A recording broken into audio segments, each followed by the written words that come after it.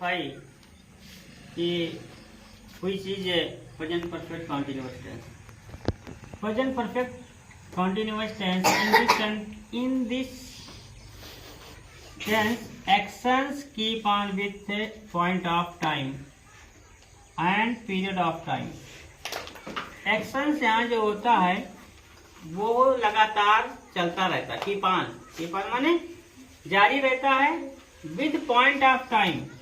Point of निश्चित समय के साथ और अनिश्चित पीरियड ऑफ टाइम का मतलब मिस होता है अनिश्चित समय के साथ. तो point of time and period of time, निश्चित समय और अनिश्चित समय.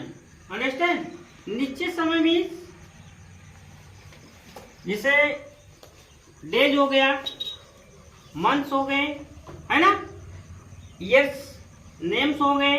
ईयर्स नेम जैसे 2001, 2002, 2003. Understand?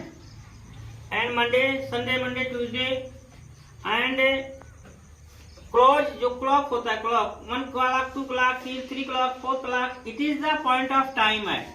And period of time means hours हो गए, घंटा, है ना. एंड वीक्स हो गए, वीक. एंड मंथ हो गया, मंथ, है ना. तो जिसमें पॉइंट पीरियड ऑफ टाइम होता है, पीरियड मीन्स होता है लंबा समय. लंबा समय मतलब जैसे 1 मंथ, तो 1 मंथ में 3 डेज होता है. 1 वीक में 7 डेज होता है. तो इसको पीरियड बना देंगे. पीरियड मतलब जिसमें लंबा समय का अंतराल हो, है ना, उसको कहते हैं पीरियड ऑफ टाइम. उसको अनिश्चित काल कहते हैं. क्या कहते हैं? जैसे ईयर्स, तो ईयर मतलब क्या होता है? साल. तो एक साल में 12 मंथ होते हैं. तो एक ईयर हो गया, पीरियड हो गया. क्या हो गया? पीरियड का मतलब होता है जब सर्किल क्लियर हो जाएगा तो उसका एक पीरियड बन जाता है, सर्किल बन जाता है ना. सर्किल मतलब जैसे 1 से स्टार्ट करो तो आगे 12 पे क्लोज हो जाए तो उसको पीरियड बना देते हैं. जैसे कि एक पीरियड में कितने टाइम्स होते हैं? 1.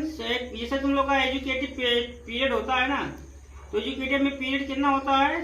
40 मिनट्स होता है ना, या 35 मिनट्स का पीरियड बनाया जाता है, नहीं बनाता है. तो वो मतलब होता है अनिश्चित होता है. उसमें एक सर्किल हो जाता है. पीरियड ऑफ टाइम का मतलब होता है अनिश्चित, है ना.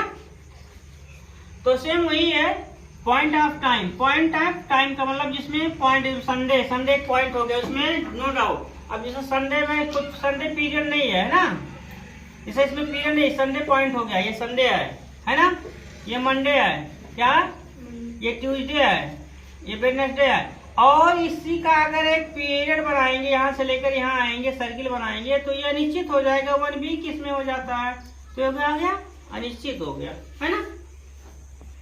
अनिश्चित होगा, नहीं होगा. तो इस तरीके से point of time and period of time को हम इंडिकेट करेंगे इन दिस सेंटेंस में.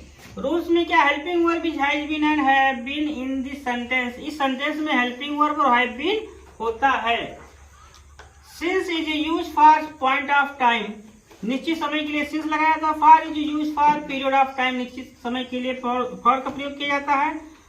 और has been is use for singular subject, एक वचन सब्जेक्ट के साथ हैज बीन का प्रयोग होता है. Have been is use for plural subject के साथ हैव बीन का प्रयोग होता है. मेन वर्ब में आईएनजी ऐड किया जाता है. अंडरस्टैंड? जैसे राजेश सोमवार से विद्यालय आ रहा है. Rajesh has been coming to school since Monday. अब देखिए पॉइंट ऑफ टाइम मंडे है ना.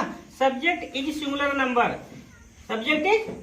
Number, helping verb is used has been for singular subject, has been, है ना. Subject is singular, has been is used and since for point of time, है ना.